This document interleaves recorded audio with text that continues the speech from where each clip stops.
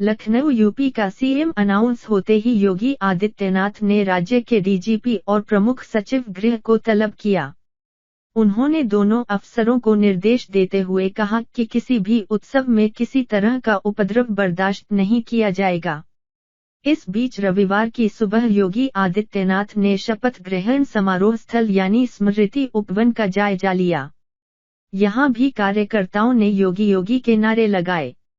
उधर योगी की उत्तराखंड में सेटल्ड फैमिली उन्हें सीएम बनाए जाने पर भावुक गई। मुसलमानों से भेदभाव न करो। एडवर्टाइजमेंट। एक न्यूज चैनल से बातचीत में योगी आदित्यनाथ के पिता आनंद सिंह बिष्ट ने कहा, आज मैं बहुत खुश हूं। मुझे अपने बेटे पर गर्व है। बच्चे अपनी इच्छा से ही काम करें तो वही ठीक है। उन्होंने आगे बताया, महंत अवैधनाथ के लक्षण योगी में भी आ गए हैं। मैंने भी उसे समझाया कि सर्व संभाव रखो। अब तुम बड़े पद पर हो। किसी से बुरा व्यवहार न करो। मुसलमानों से भेदभाव न करो। योगी की मां भाई हो गए भावुक। वहीं जब योगी की मां से सवाल किया गया कि आपका बेटा सीएम बन गया है, आपको कैसा लग रहा है, ताए वे भावुक हो गईं। उन्होंने सिर्फ सिर हिलाकर कहा, अभी योगी से बात नहीं हुई है। उनका योगी से बहुत लगाव रहा है। वहीं छोट भाई महेंद्र मोहन बिष्ट ने बताया, मैं काफी छोटा था। बचपन की यादें पूरी तरह से याद भी नहीं हैं। हाँ, जब होश संभाला तो वे महंत बन चुके थे। वे पहले से ही घर में कम रहे। हमारे अंदर भी डर की भावना रहती थी। मैं उनसे 1415 साल छोटा हूँ। वहीं इस सवाल पर कि पूरी फैमिली गोरखपुर या दिल्ली में क्यों नहीं सेटल हो गई, महेंद्र ने कहा, ऐसा होता तो शायद हमारा लोगों से जुड़ाव हो पाता।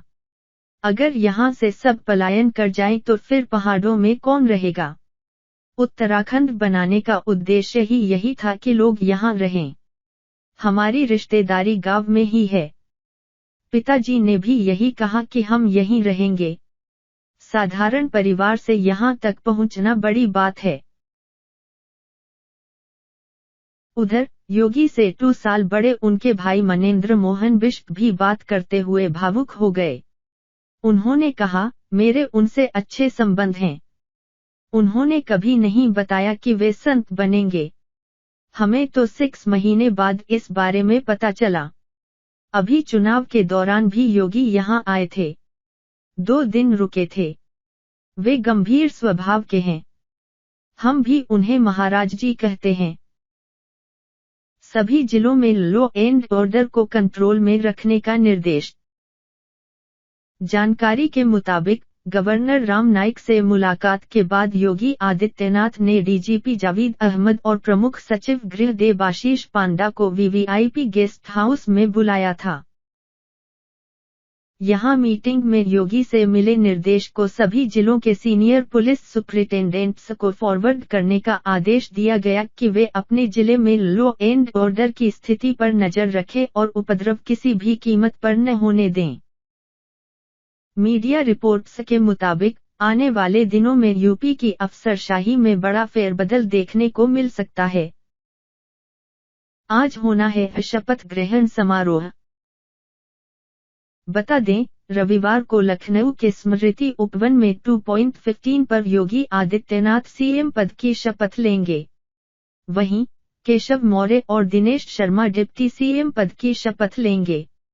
इस दौरान पीएम मोदी, अमित शाह समेत पार्टी के कई बड़े नेता मौजूद रहेंगे। समारोह में कई राज्यों के सीएम को भी बुलावा दिया गया है। शनिवार को सरकार बनाने का पेश किया गया दावा। सीएम के नाम के ऐलान के बाद बीजेपी नेताओं के एक प्रतिनिधिमंडल ने शनिवार को गवर्नर राम नाईक से मुलाकात की और सरकार बनाने का दावा पेश किया। गवर्नर ने उनसे कहा कि आप अपने प्रस्तावित मंत्रिमंडल के सहयोगियों को शपथ दिलाने के लिए उनकी लिस्ट पेश करें। योगी को सीएम अनाउंस किए जाने के बाद बीजेपी ने दावा किया कि योगी राज्य में विकास के एजेंडे पर चलेंगे। कांग्रेस ने बीजेपी के फैसले को बताया बड़ी चोट। आदित्यनाथ को यूपी का सीएम चुने जाने के बाद कांग्रेस के सीनियर नेता वीरप्पा मोइली ने कहा, ये देश के पंथ निरपेक्ष ढांचे पर बड़ी चोट है। हो सकता है कि बीजेपी या आरएसएस अपने हिंदुत्ववादी एजेंडे को सामने लाना चाह रही हो, लेकिन भारत में केवल हिंदुत्व नहीं है और हिंदुत्व भारत नहीं है। भारत जाति और धर्म के ऊपर वसुधैव कुटुंबकम में विश्वास रखता है। हमारे धर्मनिरपेक्ष समाज की यह नींव है। वहीं कांग्रेस के स्पोक्सपर्सन रणदीप सुरजेवाला ने कहा, कांग्रेस यूपी में लोगों की तरफ से सरकार की निगरानी करती रहेगी और राज्य के विकास में संरचनात्मक भूमिका निभाएगी। सीएम कौन होगा, इसका अधिकार जीते हुए दल का होता है। हालांकि सीएम चुनने में देरी के कारण ही बीजेपी को 2 डिप्टी सीएम का पद बनाना पड़ा। 300 विधायकों के बावजूद ऐसा करना चकित करता है।